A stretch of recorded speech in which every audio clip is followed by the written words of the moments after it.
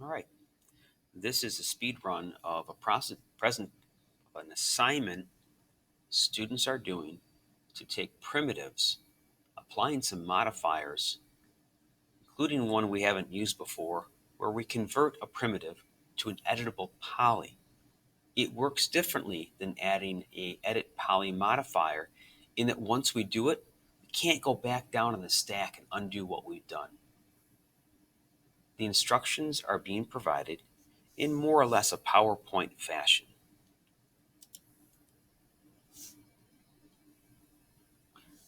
The step-by-step instructions are designed to have the student experience the effect of going through the process to model an assembly as separate pieces, which is kind of new to where we're at in the curriculum this year. The part that's most essential is once these pieces have been built, is for the student to use the process of linking. Linking is different than grouping and will allow you to manipulate your object so that by moving one part of it, other parts stay connected, including a rotation that we'll be demonstrating here in this run through. The first thing I'm going to do is I'm going to start with a box primitive. And for the most part, I just want to make sure that the length is greater than the height, and the height is less than the width. So basically, that basic shape. For the height segment, you need a minimum of 2 segments. I'm going to maximize this viewport here so that I can actually see what I'm looking with. And what I want to make sure that I've actually got the F4 key. And if you don't know how to do this without your keyboard, if you're on a Chromebook, you click on the word here where it says standard and edged faces.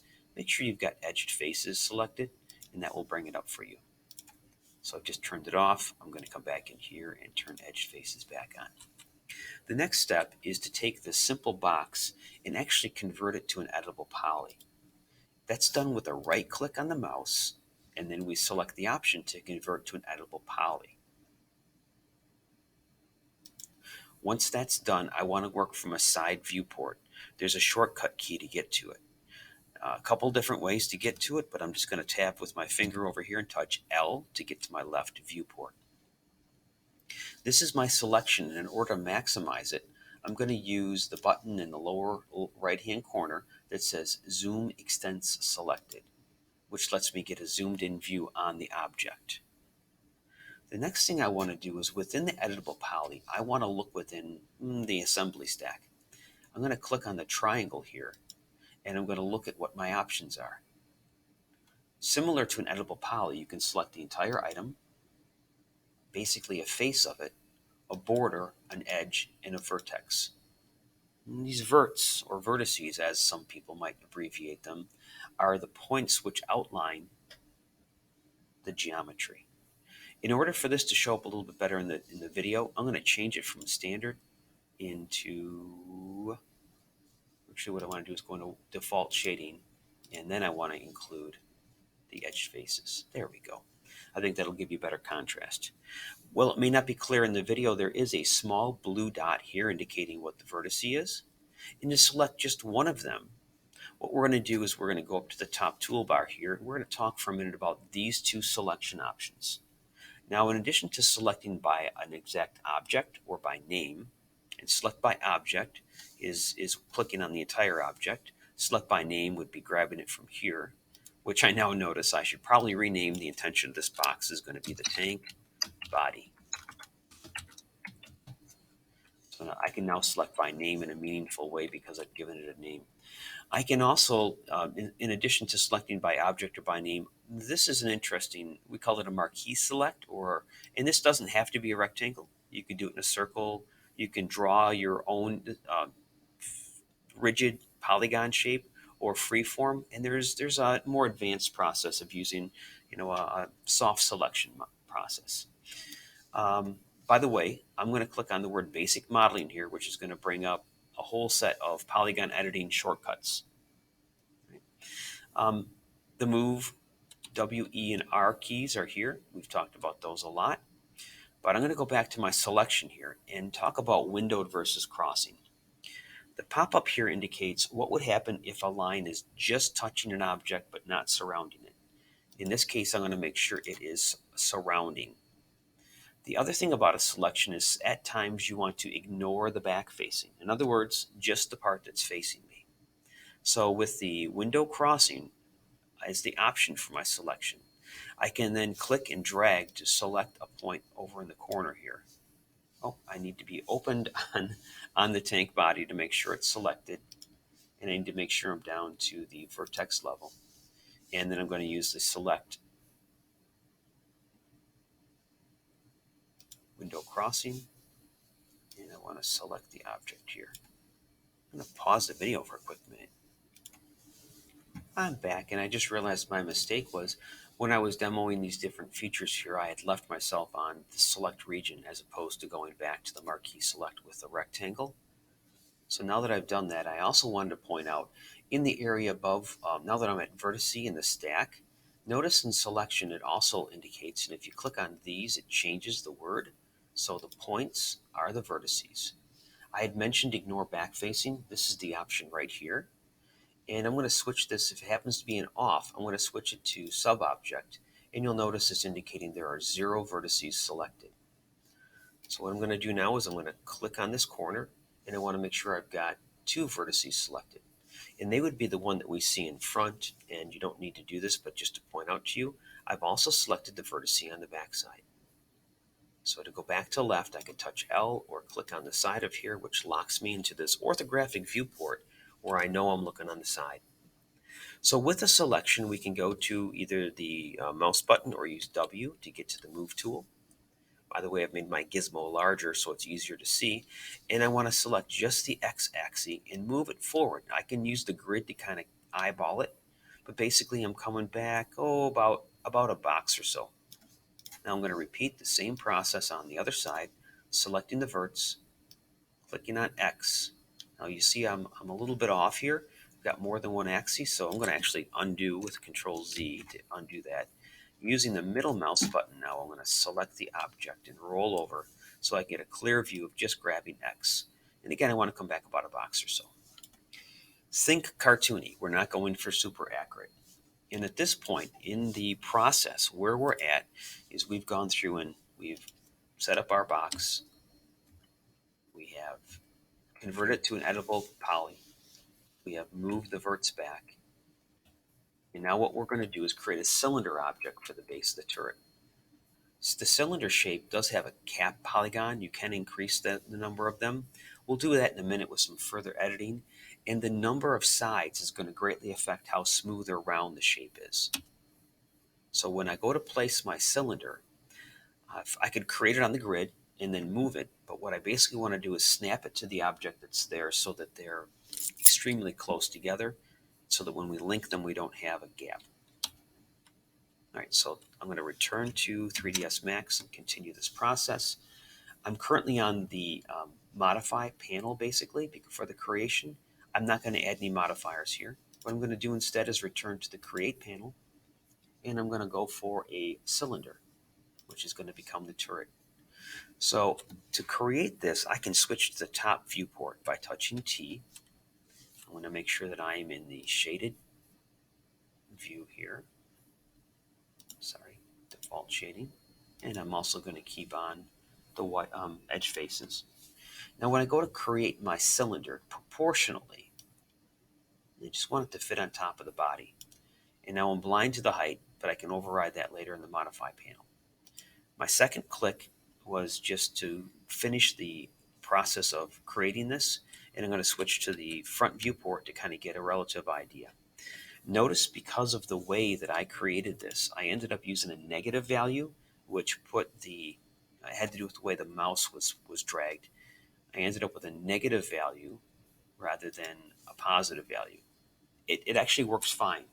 I'm going to use W for move and select, and I'm going to work on aligning the turret to the top of it. Now this seems oversized, and again, I just want you to eyeball it. So by going to the Modify panel, I'll expose the properties of what's going to become the turret, and I want to make sure I name it. And then I'm going to work on the radius and lowering that value, clicking and dragging down until I think what looks more appropriate. I'm going to adjust my height. You'll notice right now it's negative. Just to show you it doesn't matter, I'm going to switch over to a positive value. And I'm going to drag this down so that it sits on top. Not looking for historical accuracy here on these tank models. It's more about the process of practicing. This is an exercise. The height segments and the cap segments are not necessarily important for this as much as the number of sides. I want to zoom in on this, and so again in the lower right hand corner I'm going to zoom in on my selection, and I want to make sure that I do have my wireframe, my edged faces showing. And so I don't necessarily need 5 levels of detail here, but what I want to talk about is getting a smoother edge on here, and that it can be controlled by using the number of sides. Now, once I convert this to an editable poly, I'm not going to be able to make this change as easy. So by going up to a number like 42 in this scale, it looks much smoother. I'm going to drop a couple of those height segments because I don't need 5. 3 will be plenty. And at this point, I've created and named this object turret. Next step is to also convert this to an editable poly. So I'm going to right click and select that same option to convert to an editable poly. Once again, now that we've got a assembly stack here, I can go to, at this point, the polygon level. Polygons are different than vertices, and you'll notice there's a different icon in the stack. I'm going to click on a single object here, or I should say single polygon of it, and now I can manipulate it. Now, manipulating a single polygon can be done with a number of ways, and there's polygon editing which shows up below the overlay of the keyboard here. There's also a number of them that have shown up here on top left because I'm on the basic modeling area. And I'd like to show you a shortcut with the mouse, as you can right click and you can get to these same things here. Now, clicking on the word versus clicking on the box, the difference is this is going to do something, bring up the properties. This is going to bring up what we call a cart. Think of a cart as something you can dolly around in real life, like a camera cart. You can move it around. So what I'm going to do is demonstrate, per the instructions, how to use these little boxes to perform a couple of operations. For purposes of referring to the PowerPoint, I want to make sure you understand that what I've done is I'm in polygon selection. I've selected the top, and I'm about to bevel it to create a raised opening to the turret. So what I'm going to do is basically pop this up and put a little bit of an angle on it, and then I'm going to push it down so that there's an opening.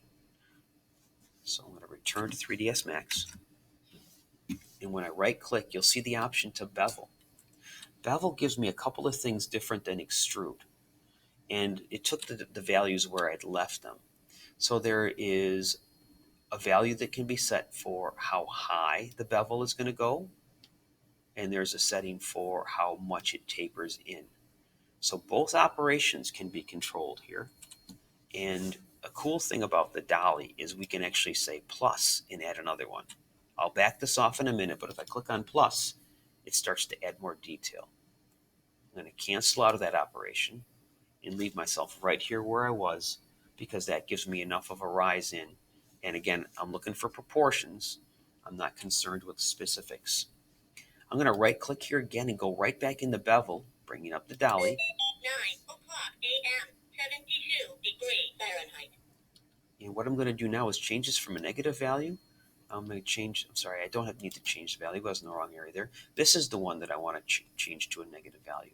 And as you can see, I've got an inset here, which I can push down. If I wanted to, I could do further modeling, but I just basically want to see that you have an opening. I'm flying blind on my depth here. I could change into wireframe override and look at that. But nonetheless, I just want to demonstrate this process of using a bevel more than once. And I'm done, so I'm going to click on the checkbox indicating I'm done. If I look from a couple different angles, you might not tell. It's possible when you're doing this that your geometry goes into where you'd consider the body. That's not a big deal. And just to make sure you see what I'm talking about, I'm going to go into this hidden line view and see, do my values come down in here? I don't think so. I think I did that all right. back to default shading with the wireframe over. So now what we've got by clicking on left is we've got a turret and a body. And now what we want to do, oops, I need to undo those last two changes because I probably had a polygon selected. Actually, I'm going to do that. I'm going to drag the polygon down. There we go. Let me zoom in to show you. I've just made it so that it does, in effect, drill in here. No need to do that. I just wanted to indicate to you that the bevel can be moved in because I still have that polygon selected. All right, I want to go back to the whole element level to knock this down a little bit. So on the stack over to the right, I'm going to make sure I'm on the element level, which is the whole thing. And to double check what I have selected, you see the word turret is here. And I'm going to use the move tool to snap this down just a little bit. Let's make sure I'm actually on the editable poly. There we go. There we go, that's lined up nicely. I'm going to scroll back using the mouse wheel. And I am now going to double check on the instructions. I believe the next step is to create a barrel here, which we're going to use a cylinder to do. And we'll probably create that in a different viewport. But let's check the instructions.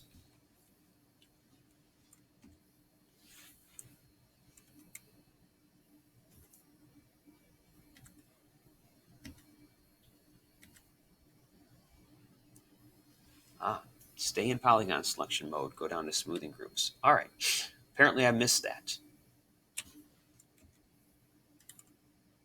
So let's make sure we get smoothing group A on the top. So now what we want to do is we want to select the top here and do a smooth. Let me step back in and get to that point where I can do it. I'm going to use the rotation widget here to get into a better selection mode. And in order to select those polygons at the top, I see my grid's getting in the way, so I'm going to touch G on the keyboard to get rid of the grid. And in order to select these polygons to put them into a smoothing group, with the object selected, which just for fun I'm going to click on it by name, and going down to the polygon level in the stack, which is in the upper right, I'm going to select these polygons by using the marquee select like I had done before. This time I'm going to change it so that it's, instead of it being entirely crossing, it's just touching. So as I draw this, I don't have to be in the verts below. And to show you the smoothing group, I'm going to move my overlay off to the right a little bit. And I have to search for it because I don't know that I have worked in this version on this operation. I'm just going to scan down. I'm using the mouse button here, becomes a hand if I'm off any buttons, and I can click and drag. This is the area which has polygon smoothing groups. If you haven't worked with these exposed properties in the past, clicking on the triangle will collapse them or open them. So to follow up on this step, which hopefully people are noticing, I almost missed it, so let me get back into the presentation here, is I want to make sure that I've done step 6A, which is stay in polygon, go down to smoothing groups, and we're going to click on the number 1 to make sure those polygons are in group 1. Back into 3ds Max to continue.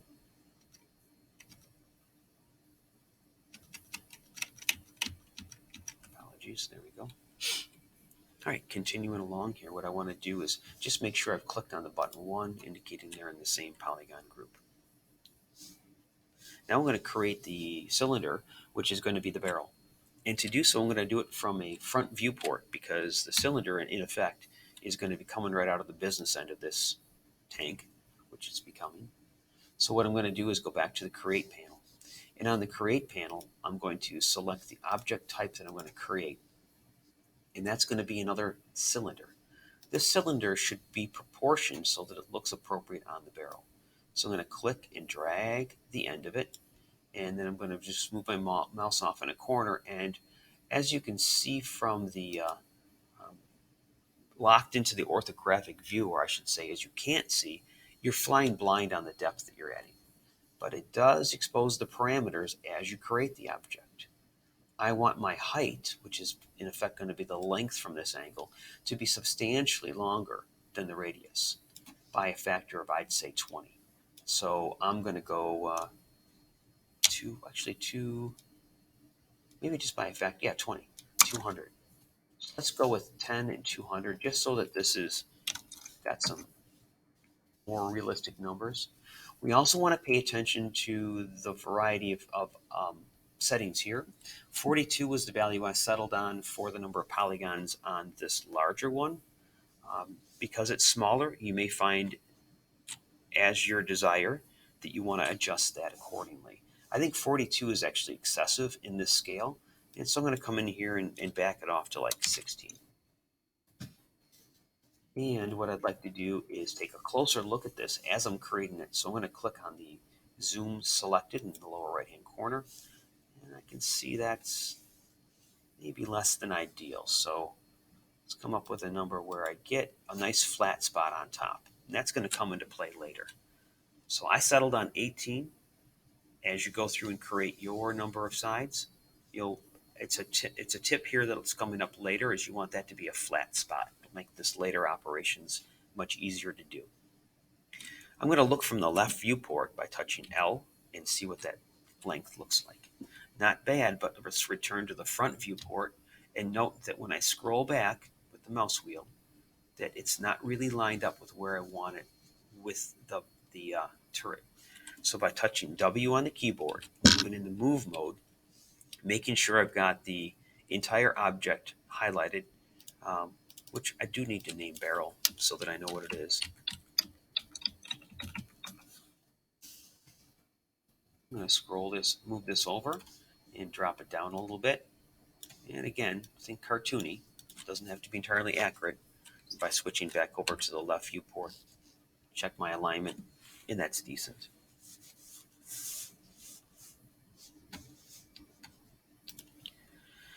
Just realized how chill my voice has been. I think I maybe should talk a little bit more clear and make sure you can hear what I'm saying, but not being, oh boy, like hypnotic with the voice. Let's try this version a little better. So we've done the smoothing groups, and we've done the cylinder for the tank barrel. So we wanted to make sure we had height segments, and we're going to convert it to an edible poly. I haven't demonstrated that, so I will. There's the hint on building it next to it, getting the proportions right, and making sure you check your alignment from multiple views. Now what we're going to do when we convert this is an illustration of converting it to an edible poly. That's the step I need to do when I return to the modeling software 3ds Max. Let's make sure I'm on this. And we're going to go into vertex selection mode, which we did before. We're going to move vertices without actually changing the length. So I'll take a look a little bit further in the instructions so you get an idea. Got to keep track of the fact. So what I'm going to do is select one of these segments, a group of them, and then I'm going to use the move tool to move them closer to the end. What we have initially when we set up our segments is they're uniform scaled. But in this instance, the process we're doing is we're going to move these verts down so we can actually use them to do some more detailed manipulation on the end. Returning to 3ds Max now.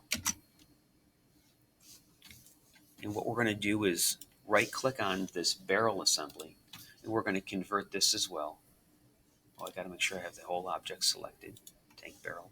Right-click, convert to. Pardon me, my overlay is a little bit in the way. I'll try that again. Convert to edible poly. Same thing we did on the other two parts. And to zoom in on the selection, I'm going to use the zoom extent selected. And the shading is looking a little bit weird here. It's a little bit difficult with the grid, so I'm going to touch G on the keyboard to get rid of the grid. And what I want to highlight, the color combination is not quite ideal. Let me change this to a better contrasting color, such as blue, for a minute. I think that's better. This is a set of vertices that we want to move. And so to select those vertices, we're going to open the stack, make sure we're at the vert level. We're going to use this selection that we have. We're going to click and drag over those verts, and we're simply going to move them down so that they're closer to the end. That's what all that amounted to. So your speed will probably pick up as your comfort does in finding these associated processes. Now we're going to go into Polygon selection mode, grab the top, and extrude it to create the side of the barrel. So we're not going to use a bevel here. We're going to use extrude, which is a different operation. And on the next slide, you'll see there is a hint to zoom in on it. And we are using the dolly to actually do an extrude. Again, I'm not worried about the specific values, but I do want to make sure I show a definitive, although it's silly, a sight in effect on the barrel for the tank. This exercise is really designed to give you the experience of modeling, practicing modeling.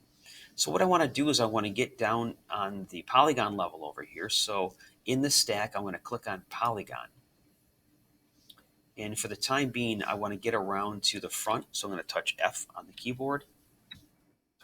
G, my finger was off by one. And I can actually use this box in the upper right-hand corner to change my angle so that I can zoom more appropriately on this selection right here. Zoom extent selection in the lower right.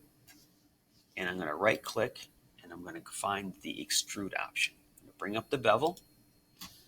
It was last set to 25. Now the length of my entire barrel is only 10, so that's way too much, but I can either click and hold the mouse button as I drag this down, or I could come in here and type the value, let's say 1. Oh, I just clicked off on the wrong one, so Control Z. Apologies. There we go. I have 1, and maybe I want to go a little higher, just try to get the proportions there, and I'm done. So just enough of what looks kind of like a sight. So let's return to the PowerPoint instructions. The front of the barrel. Now we're going to bevel it. So we're going to get back in there. Now if you wanted to do some further modeling on this, you can switch from the move mode, for example, to rotate, and you could actually drop one side down. You could bevel this if you wanted to. This is not in the instructions, but just to show you could do a bevel. I'm going to drag it up, pull it in a little bit. Do another bevel here just to pull it straight up. And pull it in a little bit more. So that's an unnecessary level of detail. But once you get comfortable doing polygon editing, you can play with this and change things around a little bit. Exercise is what we're after here. So now we're going to click on the face polygon. We're already in polygon selection mode. And in using this, we're going to do a couple of operations on the front of the barrel. Because we want this when it's shown or rendered, we want it to have the appearance as though something could come out of it, not as though it's been capped in front of a VFW hull. So we're going to do another bevel, much like we did with the turret top, and we're going to, in effect, drill it in. So let me pop back into 3ds Max, and I'll go through those two steps for you. I'm already in bevel mode, so I don't have to reselect it. I can just oops, I'm on the wrong face here. I'm going to undo that with Control Z. So beveled in. Click.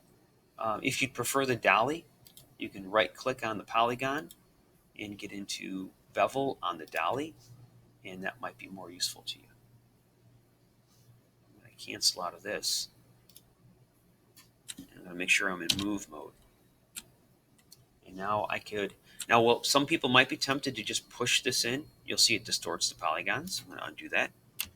So what we're going to do here is we're going to use bevel again. I'm going to show you a third way to get to it, which is over in the edit geometry area. You'll notice there's a bevel, and you can get to the dolly here as well. So the value here is too high for me. I'm going to lower that down. Oh, bevel group. I want to make sure it's by polygon. We cancel out of that and reselect bevel by polygon. So now that I've got it selected, I can push it in or out, drag it in, leaving an edge on my barrel. When I'm done, I click on the checkbox. And I don't believe anyone's going to really be looking down literally the barrel. I just wanted the indication of an indent. Just eyeball it. I'm not worried about specific values again. So the next step, I believe, in the PowerPoint is going to have us create the wheels, which are kind of a silly assembly from many respects, but we do want to practice the process of connecting multiple objects. So let's take a look here, and you'll maybe understand why that's the process. We're going to use round shape, a cylinder that is. We're going to line it up somewhere on the tank. We're going to copy it to create a wheel on the opposite side. So the wheels should be wider, and then you're going to create another cylinder to become, in effect, an axle that would simulate something holding the assembly together. We're not doing the whole assembly here. I just want you to have a collection of cylinders of different sizes that we can then group and make copy. This will bring up an option on how to do an alignment, and which is another feature that we haven't really used yet in 3ds Max. So I'm just going to create these three objects, and then we'll talk for a minute about aligning. All right, to create my wheels, I'm going to work from the left viewport, so I'm touching L on the keyboard. I'm going to use the middle mouse button. Now I'm going to press and hold so that I can move to get to an area where I can kind of proportion out where I want a wheel. And the wheel is going to be, in this instance, something we're going to create. So I need to go to the Create panel. And what we're going to use is cylinder. In the first click, we'll create the center. And I'm going to drag out from there. And when I let go, this next mouse click that I make will set the depth. I can watch on the right as I move my mouse to see what the value is. So if I go with, I don't know, let's go with 20 or so. Let's do 20 by, actually the height should be longer, I think, if I remember the proportions. Let's go 20 by 40. So I've clicked just to finish the creation, and now I'm going to override these values by putting in a 20 and a 40, just to kind of get them to a fairly consistent setting. Now I want to check my alignment from a couple different angles. What I can do is click on this maximize toggle, and this will bring up all four, the quad view, and I can hopefully position this so that if I move this so that it looks from the bottom, I'll actually rotate around to look at the bottom. And make sure this one's on front. Scroll back so that I can see where it lines up on the front. Got a left viewport here, and there's a perspective viewport. So by checking the alignment in multiple viewports, I can use the move, scale, and rotate tools to align this as I see fit. This will work fine. So what I'm going to do is I'm going to name this. See, it's on the right side. So I'm going to name this something like tank wheel R for right. Now what I want to do is make a copy of it. And my favorite way to make a copy, since it's pretty much in the same area, is to hold down the move key. And if I hold down shift and drag over, I can visually align what I'm creating here as a second wheel. So this one actually is going to be a left side. So I'm going to change the letter R to the letter L for left and click on OK. I need to get an axle in here, and to get an axle in here, a couple different ways to do it. I think I just show a creation in the PowerPoint. But again, if I hold shift and drag this object out, I can then manipulate its properties. This will in effect become my axle. Cylinder, after all, is a cylinder. And by clicking on the Modify panel, I can actually change the settings, such as I want this to be thinner, so I'm going to make it 10, which is half of the size of the other ones. And I want it to be longer so that it fills the space in between. And as I see fit, I will need to adjust the space. So now I've got three objects here that are not necessarily aligned, although the way I created them is probably going to have them aligned pretty well. And let's take a look at some other options up here, which are to do things such as snap and align. Here's our align. So what we can do is, with a multiple selection, there's a multiple selection right there. We've done multiple vertices. Now I'm going to show you how to do multiple objects. I've now selected multiple objects. And in order to do an alignment, I'm going to select the tool from the top here. And I'm going to experiment just to show you. What are we going to align on? We're going to align on, there we go, they're aligned that way. See, notice the bar goes up and down. Go this way.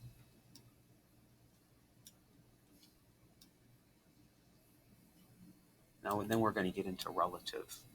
That's fine. Everything's aligned. I'm going to rotate just to check my work. Actually, I can see in the multiple viewports, everything looks aligned well. Let's go back over to PowerPoint. I've got an axle assembly, a single one. So I'm going to page down. That was the quick align. So now we're going to select all three objects, copy and move. So we can actually tell it how many copies we want to make. And let's go through that. This is just in the way when I'm looking at this right now, so I'm going to delete that. So let's toggle over to 3ds Max. And I've got these three objects selected. One of the things that we talked about doing with our snow person was grouping. And this is a good candidate for grouping. So what I'm going to do is click on the word group, and I'm going to group these as tank wheel assembly. Now that I have a tank wheel assembly selected, and you'll notice in the by name that it shows a group that can be collapsed or opened. And with it selected, I can actually make multiple copies. I'm working really from the bottom viewport here.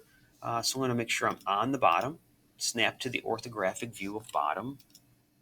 So I can touch B for bottom here as well. And I want to make this viewport the largest I can. So I'm going to maximize it. And I'm going to zoom in on the selection. So now I've got just one axle assembly here. And if I want to make a copy, I can hold down Shift and drag it up. And when I see that they've got a reasonable amount of overlay, and I think in the sample, they're pretty close but not quite touching. Not only am I going to do one copy, I'm going to do multiple copies. So let's start with 5. I think that's, or 7, that's fine. I want to do more than I need just to show you. And I'm going to make these instances. So the instances means or indicates that if I change one of them, it reflects the change in all the others as opposed to a copy. When I click on OK, it's out of sight, but I haven't just made one. But if you look in the list here, we've got 1, 2, 3, 4, 5, 6, 7. All 7 of them have been created. And I'm going to scroll back to see how many wheels I've created. And as I predicted, 7 was too many. If I touch L on the keyboard to look from the left, I can see that realistically, I don't need more than 4 of them. And so these 3 are extra, unnecessary. So I'm going to show you a marquee select on objects, and I'm just going to click on delete. Now, because they were grouped and they were selected, I got rid of all of them. Or you could select them individually and delete them. Again, this is a cartoony version. It's not meant to be accurate. I'm going to move back into the PowerPoint, just make sure I'm following along with the instructions and make sure that I'm consistent with them. So we have checked our work. Now this is the part that is very interesting to me because I want you to actually link the objects. So we're going to, this should probably say link and unlink first. You can link and unlink objects. Selecting them and clicking on the select and unlink buttons. Sorry, that was improperly written. I might as well fix it up while I'm looking at it so it makes more sense to everybody. So these buttons, if I could type, buttons look like 2 boxes with a broken chain in between them. Either a completed chain or broken. 2 boxes with a, and I'll put broken in parentheses there. I have trouble selecting this. Let me get this off to the side. Let me pause the video as I just, sorry, no need to watch me struggle with too many text boxes there. Let's get back in here. We're going to talk about doing some linking, and I'll show you what those buttons look like. Let's scroll up here.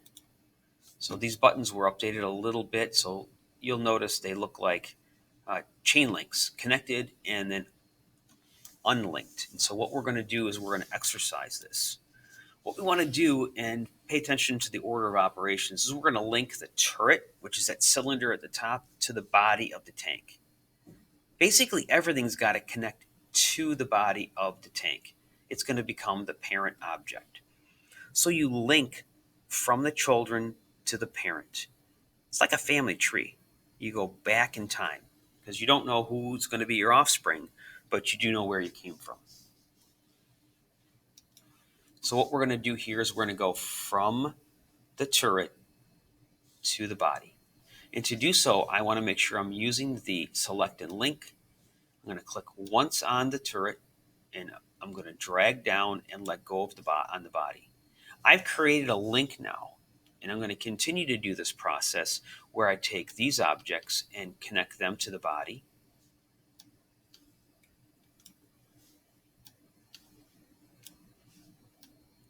And now I'm going to link from the barrel into the turret. That's the last selection I've done. Now I've done a linking so that I can actually have an assembly. Let's go back to the PowerPoint, make sure I'm staying true to the instructions here. Here's some more. Here we go. From child to parent, we talked about that. Select one or more objects as children, and then drag the link cursor from the selection to a single parent object. Got it. So if you scale it to 150%, all of the other ones do. So that's that. We'll check that out. All right. And then we're going to actually drag the body around. All right. So here's another hint. Connect the barrel to the turret first. Oh, I might have done that wrong. In which case, that'll be a good example where I can unlink. So let me switch back over to 3ds Max. Let's see what happens if I try to move things around. Move and select is W on the keyboard. So when I'm in move mode here, I'm going to click on the master of the body, and I'm going to move the body around, and look at that. All the linked parts are going with me. Perfect. I'm going to click on the turret here, and I'm going to go to the rotate, and I'm going to try to rotate it and see what happens. Oh, the barrel moves with it. Look at that.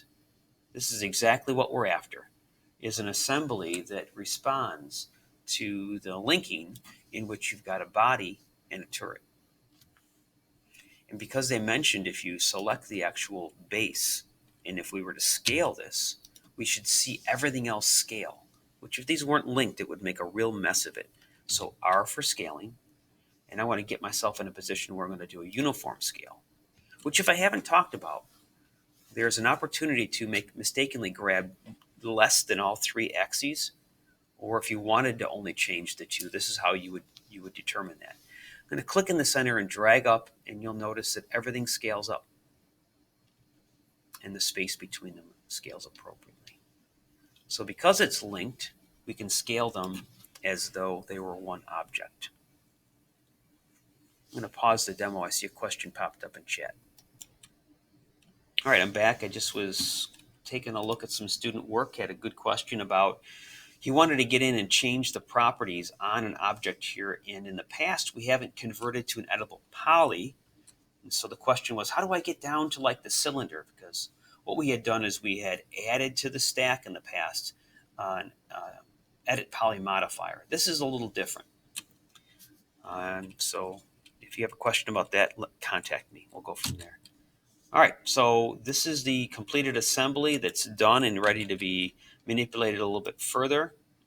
Oh, see now this is a good illustration. I'm moving not the parent, but I'm moving one of the children. So if I move the parent, everything goes, but I changed the relative offset when I did that. Control Z to undo my changes there.